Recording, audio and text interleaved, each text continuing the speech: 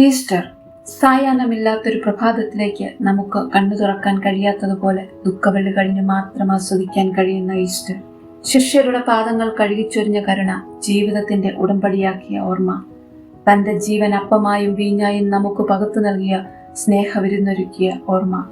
അധികാരത്തെക്കാൾ വലുത് വിനയമാണെന്നും സ്നേഹമാണെന്നും യേശു ലോകത്തെ പഠിപ്പിച്ച ദിനങ്ങൾ.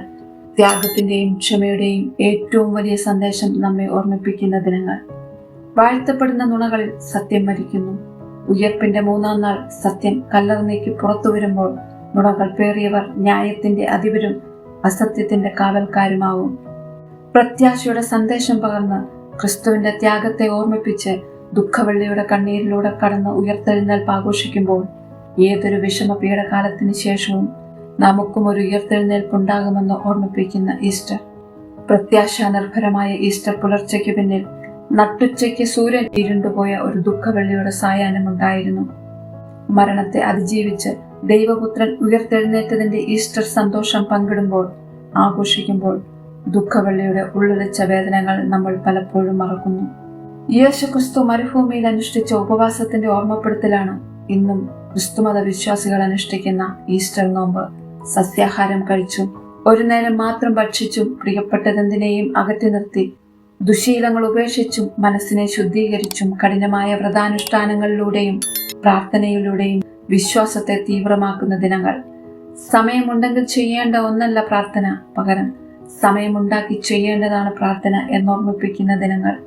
കാണാത്തവയുടെ ഉറപ്പും ആഗ്രഹിക്കുന്നവയുടെ നിശ്ചയവുമാണ് വിശ്വാസമെന്ന് വിശുദ്ധ ഗ്രന്ഥങ്ങൾ ഓർമ്മിപ്പിക്കുന്നു. ആഹാരം ഉപേക്ഷിക്കൽ മാത്രമല്ല നോമ്പ്, മറിച്ച് സ്നേഹം, ക്ഷമ, കാരുണ്യം എന്നിവയിലൂടെ ദൈവത്തിലേക്കും സഹജീവികളിലേക്കും കൂടുതൽ അടുക്കാനുള്ള തീർത്ഥാടനം കൂടിയാണ് ഈസ്റ്റർ നോമ്പ്.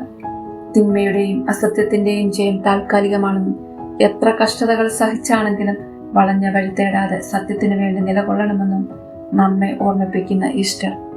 ത്യാഗത്തിന്റെയും ക്ഷമയുടെയും ഏറ്റവും വലിയ സന്ദേശം നമ്മെ ഓർമ്മിപ്പിക്കുന്ന ഈസ്റ്റർ.